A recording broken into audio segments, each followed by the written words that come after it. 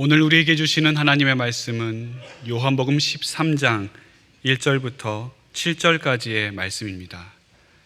제가 가지고 있는 성경으로는 신약성경 169페이지 요한복음 13장 1절부터 7절까지의 말씀입니다.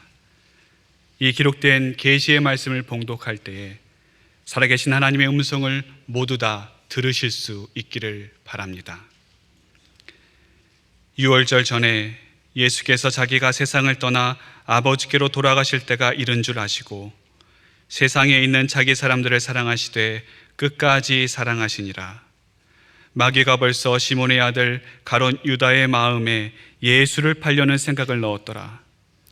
저녁 먹는 중 예수는 아버지께서 모든 것을 자기 손에 맡기신 것과 또 자기가 하나님께로부터 오셨다가 하나님께로 돌아가실 것을 아시고 저녁 잡수시던 자리에서 일어나 겉옷을 벗고 수건을 가져다가 허리에 두르시고 이에 대야에 물을 떠서 제자들의 발을 씻으시고 그 두르신 수건으로 닦기를 시작하여 시몬 베드로에게 이르시니 베드로가 이르되 주여 주께서 내 발을 씻으시나이까? 예수께서 대답하여 이르시되 내가 하는 것을 내가 지금은 알지 못하나 이후에는 알리라. 아멘. 우리 인간에게는 누구나 어떠한 것에 대해서 알고 또 이해하고자 하는 욕구가 있습니다. 대표적으로 어린아이들 보면 알 수가 있습니다. 어떤 가정에 아빠가 있었는데 이 아빠가 오랫동안 아이들과 함께 시간을 보내지 못하고 있었습니다. 아무래도 직장 일이 바쁘다 보니까 아이들하고 그렇게 시간을 내는 것이 쉽지 않았습니다. 그래도 이 아빠가 아이를 사랑하는 마음에 좀 아이들을 위해서 같이 시간을 보내야겠다 하고 휴가를 내고 아이들과 함께 야외로 피크닉을 가게 되었습니다. 아이들이 오랜만에 아빠와 함께 야외로 나오니까 신이 났습니다. 그래서 아빠한테 그동안 궁금해서 질문하지 못했던 것들을 이것저것 질문하기 시작한 겁니다. 아빠 이건 왜 이래요? 아빠 저건 왜 저래요? 아빠 그건 왜 그래요? 처음에 아빠가 아이들에게 친절하게 대답을 해줬는데 이것도 한두 번이지. 아이들이 계속 왜 질문을 하니까 그 왜에 질려버리게 되었습니다. 그래서 자신도 모르게 이렇게 소리쳤습니다. 너희들 이제 왜라는 말 하지 마. 왜라는 말 금지야. 순식간에 아이들의 분위기가 싸해졌습니다. 한 아이가, 그 중에서 제일 큰 아이가 아빠에게 슬그머니 손을 들더니 아빠 저 한마디만 해도 돼요? 그래 뭔데 해봐. 아빠 근데요 왜라고 하면 안 돼요? 근대 철학의 아버지라고 불리는 프랑스의 철학자 데카르트는 우리가 진리라고 이야기하는 모든 것에 대해서 무조건적으로 또 비판 없이 받아들이는 것이 아니라 끊임없이 질문을 던지고 왜라는 이 질문을 통해서 그것이 진짜인지 아닌지 점검해 봐야 된다, 그렇게 이야기를 했습니다. 남들이 이야기하는 것이 진리가 아니라 내가 그것을 진실로 받아들이기 위해서는, 내 경험화된 지식으로 내 것으로 삼기 위해서는 계속해서 왜라는 질문을 던지고 그 왜라는 질문에 대한 답변을 내리고 그 질문과 답변의 과정을 통과하고 나면 마지막에 절대 의심할 수 없는 그런 진리에 이르게 되는데, 그것이 그 유명한 나는 생각한다, 고로 나는 존재한다라고 하는 철학적 명제에 이르게 된다는 것입니다. 우리는 인간이 본능으로 산다고 생각을 합니다. 하지만 우리 안에는 끊임없이 의문이 들고 또 의심이 솟아오르고 궁금증이 우리 안에 계속해서 떠오르는 것은 막을 수가 없습니다. 그러한 욕구가 우리 안에 내재되어 있습니다. 사실 이러한 욕구는 다른 피조물들과는 구별되게 해주는 하나님의 특별한 은사입니다. 우리는 믿을 때에 무조건 믿어야 된다, 덮어놓고 믿어야 된다, 그렇게 이야기를 하지만 그런 믿음은 생각 없이 믿는 믿음입니다. 하나님께서는 우리를 생각하도록 만드셨고 의문을 품는 존재로 만드셨습니다. 그런데 우리가 믿을 때에 무조건적으로 믿는다, 덮어놓고 믿는다, 그것은 하나님께서 주신 이성과 사고를 사용하지 않는 그런 방법인 것입니다. 그렇게 생각 없이 무조건적으로 믿다 보면 잘못된 믿음으로 빠질 수가 있습니다. 형식적인 믿음으로 빠질 수 있고 또 비인격적인 믿음으로 빠질 우려가 됩니다. 성경은 오히려 우리에게 무조건적으로 믿는 것이 아니라 전적인 믿음을 이야기합니다. 전적으로 믿는 것하고 무조건 믿는 것하고는 다릅니다. 전적으로 믿는 것은 어떤 것입니까? 생각하면서 의문을 품으면서 믿는 것입니다. 의문이 듭니다. 하지만 그 의문으로 인해서 하나님을 떠나는 것이 아니라 하나님의 귀하신 뜻이 그 가운데 있음을 신뢰하면서 믿는 성숙한 믿음이 전적으로 믿는 믿음입니다. 우리가 하나님께서 우리에게 베푸시는 귀한 일들을 살펴보면서 참 의문점이 많이 들 때가 있습니다. 하나님은 우리에게 떠오르는 이 의문을 통해서 하나님께로 더 가까이 이끌도록 만드셨습니다. 그렇게 우리를 창조하셨습니다. 그런데 우리 안에 들어온 죄가 이것의 기능을, 이것의 순기능을 오염시키고 왜곡시켜 버렸습니다. 어떻게 왜곡시켰는가? 우리에게 이런 생각이 들게 하는 겁니다. 내가 다 알아야 된다. 내가 다 이해해야 된다. 내가 하나님에 대해서도 다 알아야 되고 하나님께서 하시는 일에 대해서도 내가 다 이해해야 된다. 그래야 내가 하나님을 더 잘 믿을 수 있고 그래야 내가 하나님께 더 가까이 나아갈 수 있다. 그렇게 생각하도록 만들었습니다. 그런데 여러분, 과연 그렇습니까? 우리가 다 알 수 있습니까? 우리의 삶의 전반적인 것을 다 잘 살펴보면 이해할 수 있는 이해의 영역보다는 도무지 알 수 없는 신비의 영역이 더 많다라고 하는 것을 인정할 수밖에 없습니다. 도대체 하나님께서 내게 왜 이러시는지 모르겠습니다. 도무지 하나님께서 내게 왜 이런 어려움을 주시고 이 시련을 허락하시는지 아무리 생각해도 알 수가 없습니다.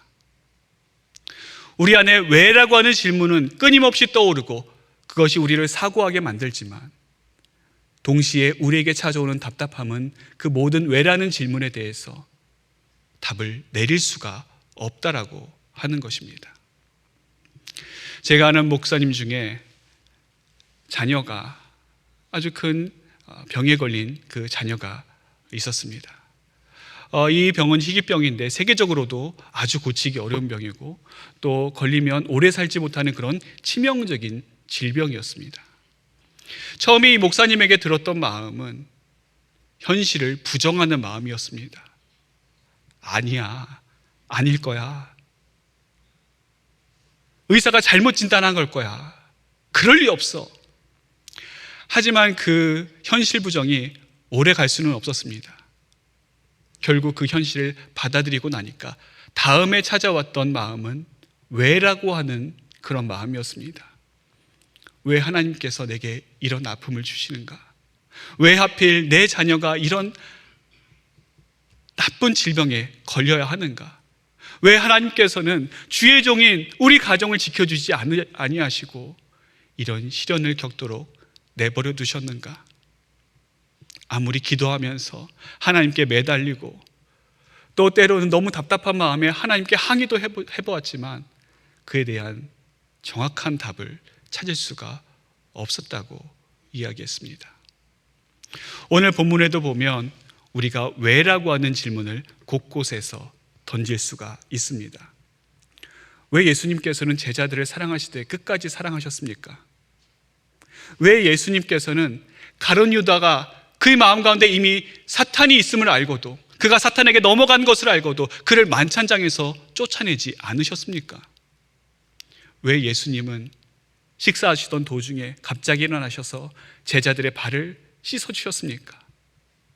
그리고 베드로는 왜 그 자리에서 예수님 제 발을 씻지 못하십니다 거절했습니까? 여러 가지 왜라는 질문을 던질 수가 있는데 오늘 본문은 그 질문에 대한 명확한 답을 주지 않고 있습니다.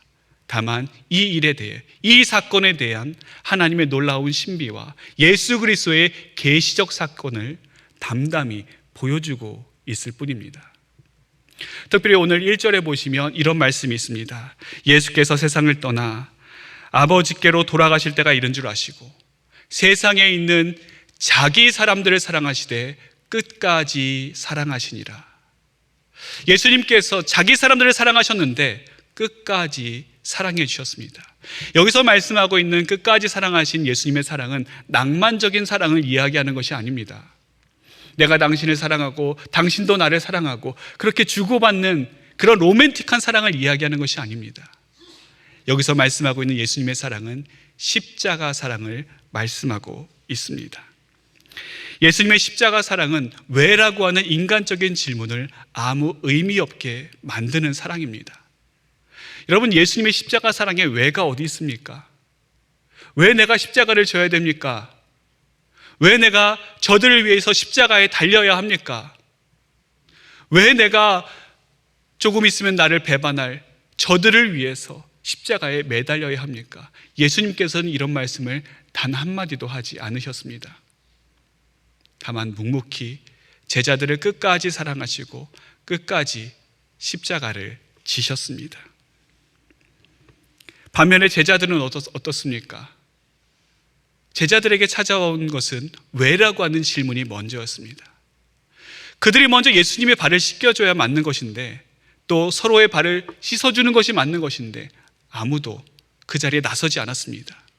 왜냐하면 그들은 내가 왜 그래야 되는가? 내가 왜 먼저 다른 사람의 발을 씻겨야 되는가? 그 생각이 그들의 마음속에 자리하고 있었기 때문입니다. 이런 식입니다. 베드로는 안드레에게, 안드레야, 내가 형인데 그래도 내가 형인 내 발을 씻어줘야 맞지 않니? 반면에 안드레는 형님 무슨 소리 하십니까? 엄밀히 따지면 예수님이 제자가 먼저 된 것도 나이고 예수님을 형에게 소개시켜준 것도 나인데 그걸 고마워할 줄 아는 사람이면 적어도 여기에서만큼 형이 내 발을 먼저 씻겨주는 것이 맞는 것 아닙니까? 이런 마음은 다른 제자들도 크게 다르지 않았습니다. 서로 대접받으려고 하고 서로 다른 사람의 위에 서려고 하는 그 마음이 제자들의 마음이었습니다. 그때 갑자기 예수님께서 일어나셔서 식사하시던 도중에 식사를 멈추시고 제자들의 발을 하나하나씩 씻어 주셨습니다. 한 제자가 끝나고 다른 제자를 씻어 주시고 한 제자가 끝나고 다른 제자를 씻어 주시고 마침내 베드로의 차례가 되자 베드로가 만류하였습니다. 주님께서 어떻게 제 발을 씻겨 주십니까? 뒤에 8절에 보시면 주여 절대로 제 발을 씻지 못하십니다. 그때 예수님께서 뭐라고 말씀하십니까? 내가 하는 것을 내가 지금은 알지 못하나 이후에는 알리라. 그리고 뒤에 말씀하십니다. 내가 내 발을 씻겨주지 아니하면 너는 나와 상관이 없느니라. 이 세족식은 예전에 중고등부 때의 수련회에 아주 단골 메뉴로 프로그램으로 했던 그런 프로그램이었습니다. 한 번은 어떤 교회에서 이 세족식을 하게 됐는데 이제 선생님이 앞에 있으면 그 뒤에 반 아이들이 쭉 줄을 서는 겁니다. 그리고 선생님이 대야에 물을 받아서 한 아이가 앞으로 나가면 그 아이의 발을 닦아주고 그 아이를 위해서 기도해주는 그런 시간이었습니다. 한참 엄숙하게 이 세족식이 진행되고 있는데 한 아이가 양말을 안 벗는 겁니다. 선생님이 생각할 때 이 아이가 사춘기라서 부끄러워서 발이 더러워서 아마 그런가 보다 하면서 이 아이들 잘 달래주었습니다. 괜찮아, 다른 애들도 다 했어. 선생님만 알아. 그런 양말 벗어도 돼. 그런데 이 아이가 요지부동으로 양말을 벗지 않는 겁니다. 한참 시간이 흘러 다른 데는 다 끝났습니다. 다른 반은 다 끝나서 이제 아이들이 자기 자리로 돌아갔는데 이 반만 이 아이 때문에 진행이 안 되는 겁니다. 이 아이 뒤에 있는 아이들이 소리를 지르면서 핀잔을 주었습니다. 너 때문에 우리가 늦게 끝난다고. 빨리 양말을 벗고 발을 씻으라고. 이 아이가 어쩔 수 없이 양말을 벗고 발을 선생님 앞으로 내밀었습니다. 그런데 그 발을 본 선생님은 깜짝 놀랐습니다. 그 아이의 오른쪽 새끼 발가락 반이 잘려 있는 겁니다. 이 아이가 어렸을 때 큰 사고로 그 오른쪽 새끼 발가락 반이 잘리는 절단되는 사고를 입게 되었는데, 그게 이 아이에게는 남들에게 보여줄 수 없는 치명적인, 그리고 너무나도 부끄러운 큰 상처였습니다. 이 발만큼은 다른 사람에게 내밀 수 없고, 이 발만큼은 다른 사람에게 보여줄 수 없는 부끄러움이 그 아이에게 있었던 것이었습니다. 선생님이 이 아이의 발을 씻어주는데 눈에서 눈물이 흘렀습니다. 그리고 이 아이를 꼭 안아주면서 이 아이를 위해서 간절히 기도했습니다. 그날의 세족식은 단순한 수련의 프로그램이 아니었습니다. 이 아이의 부끄러움이 씻겨지는 시간이었고, 이 아이가 받았던 큰 상처가 위로받고 위안받고 사랑받는 회복의 시간이었습니다. 사랑하는 성도 여러분, 우리에게도 남들에게 감추고 싶은 부끄러운 발이 있습니다. 이 부끄러운 발 때문에 하나님을 원망하고 다른 사람들을 원망한 적이 얼마나 많았습니까? 이 부끄러운 발, 감추고 싶은 이 발, 이것 때문에 하나님께 가까이 나아가는 것이 제한되고, 또 우리 주님은 제발 몰라주시기를 바라지만 우리 주님께서는 그 부끄러운 발을 닦아주십니다. 그 창피한 발을 씻어주십니다. 그리고 그 남들에게 감추고 싶은 그 발을 안아주시고 품어주십니다. 주여, 주께서 어찌 제 발을 닦아주십니까? 어떻게 저희 이 부끄러운 발을 주님 앞에 내밀 수 있습니까? 그 질문 앞에 우리 주님께서는 아니다, 내가 내 발을 닦아줄 것이다. 아니, 내가 내 부끄러운 발을 닦아주어야 할 것이다. 나만이 너의 부끄러운 발을 닦아줄 수 있고, 나만이 너의 이 창피한 발, 숨기고 싶은 너의 상처되는 이 발을 깨끗이 씻어줄 수 있다. 내가 내 발을 씻지 아니하면 너는 나와 상관이 없다. 우리 주님은 말씀하셨습니다. 우리 주님께서 제자들의 발을 씻겨주실 때 그 발은 아무 때나 씻겨주신 것이 아니었습니다. 평상시에 씻겨주신 것이 아니라 십자가를 앞에 두시고 제자들의 발을 씻겨주신 것이었습니다. 이것이 예수님의 십자가 사랑입니다. 예수님께서는 자신이 죽을 것을 아셨습니다. 그럼에도 불구하고 제자들의 발을 씻어주셔야 하셨습니다. 우리에게도 그 부끄러운 발을 주님 앞에 내밀 때에 그 하나님의 놀라운 사랑, 예수 그리스도의 놀라운 은혜가 임하게 되는 것입니다.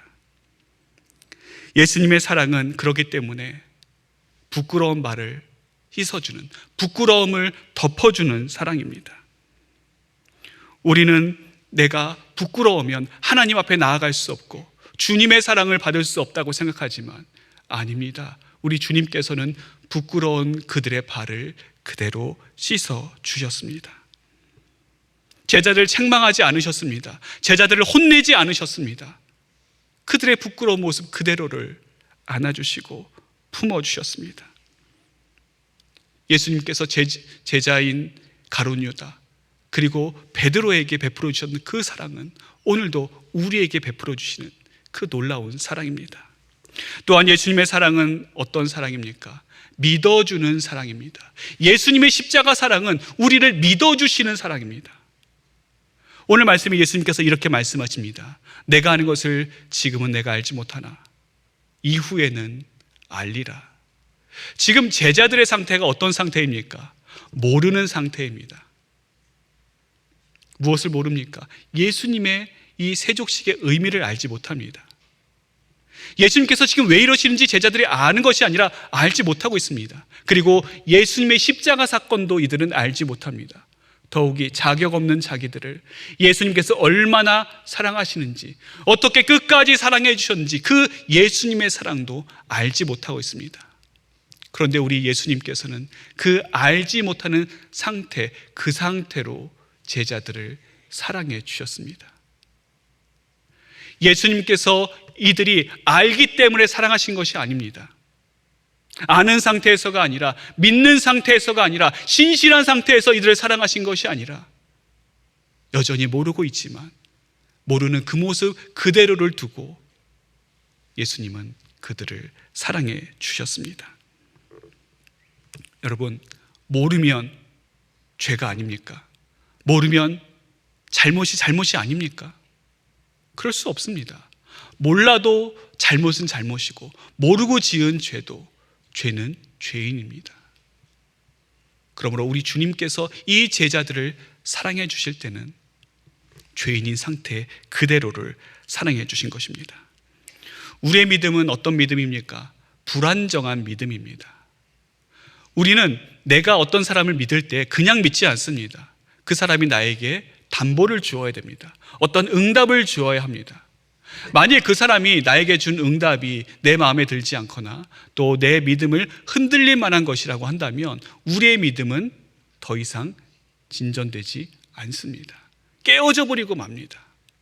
하지만 어린 자녀들을 믿는 부모님들의 믿음은 어떻습니까? 어린 자녀들이 한 번 잘못했다고 너 이제 끝이야, 너는 이제 더 이상 엄마 아빠가 신뢰하지 않아, 그렇게 이야기하지 않습니다.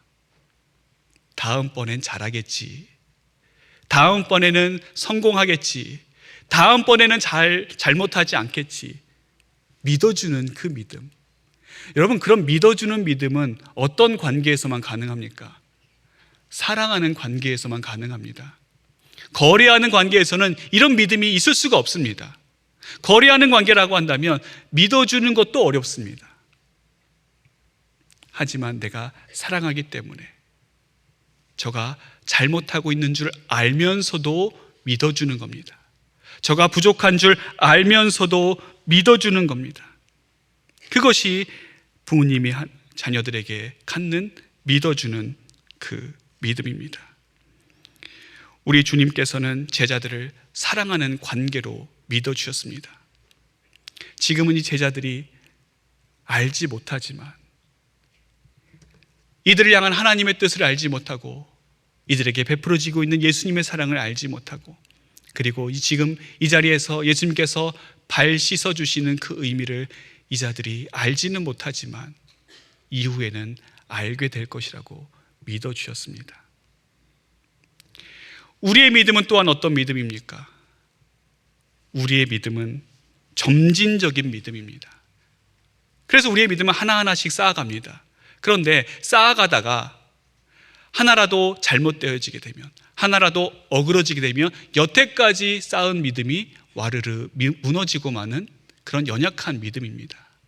하지만 제자들을 사랑하시고 제자들을 믿어주시는 예수님의 믿음은 완성된 믿음입니다. 완전한 믿음입니다.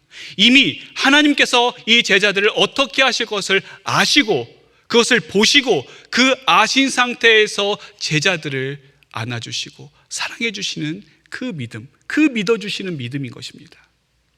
그렇기 때문에 지금은 비록 제자들이 부족하지만, 지금은 비록 제자들이 연약하지만, 지금은 철부지같이 보이지만 이들이 언젠가는 이 귀한 하나님의 은혜를 알게 될 것이라고 예수님은 끝까지 그들을 믿어주시고 사랑해 주시면서 말씀하십니다. 지금은 내가 알지 못하나 이후에는 알리라. 예수님께서 제자들의 발을 씻어주실 때에 그 물을 직접 떠오셨습니다. 수건을 직접 두르셨습니다. 그리고 제자들의 발을 하나하나 직접 씻어주셨습니다. 그 누가 이렇게 할 수 있겠습니까? 그 당시 스승은 제자의 발을 씻지 않습니다. 스승이 제자들의 발을 씻는다, 이건 상상할 수 없는 일입니다.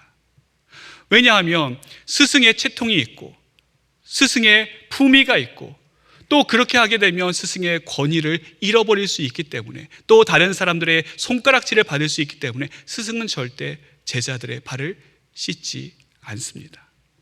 그러나 우리 주님께서는 제자들을 사랑하는 그 사랑이 너무 컸기 때문에 그러한 사람들의 시선과 세상적인 어떠한 관점에 대해서 아랑곳하지 않으셨습니다. 제자들을 사랑하시되 끝까지 사랑해 주셨습니다. 오랜 투병 생활 끝에 이제는 좀 몸이 괜찮으셔서 교회로 나오실 수 있게 된 한 권사님이 저를 찾아오셨습니다. 그러면서 이런 고백을 하시는 겁니다. 목사님, 저는 원래 감기 한 번 걸려본 적 없는 사람입니다. 그렇게 저는 건강만큼은 자신이 있었습니다. 그런데 제가 이번에 크게 아프고 나니까 두 가지를 깨닫게 되었습니다. 첫 번째는 무엇인가 하면, 내가 건강한 것이 예전에는 당연한 것이었고 또 일반적인 것이었는데 이게 당연한 것이 아니구나, 이게 일상적인 것이 아니라 하나님의 크신 은혜구나 라고 하는 것을 깨닫게 되었습니다. 두 번째는 저를 위해서 기도해 주고 있는 우리 성도들이 이렇게나 많다는 것을 이제 깨닫게 되었습니다. 제가 아프고 힘들 때, 괴로울 때 저는 저 혼자만 아프고 있는 줄 알았는데 그 시간에 잠자지 아니하고 저를 위해서 눈물로 기도하는 성도들의 기도가 있었습니다. 예전에 몰랐는데 제가 아파 보니까 그것을 알게 되었습니다. 제가 이렇게 회복되고 주의 성전에 나올 수 있게 된 것, 그분들의 기도 덕분입니다. 하나님께서 그분들의 기도를 들어주셨고 그 기도를 통해서 저를 회복시켜 주셨습니다.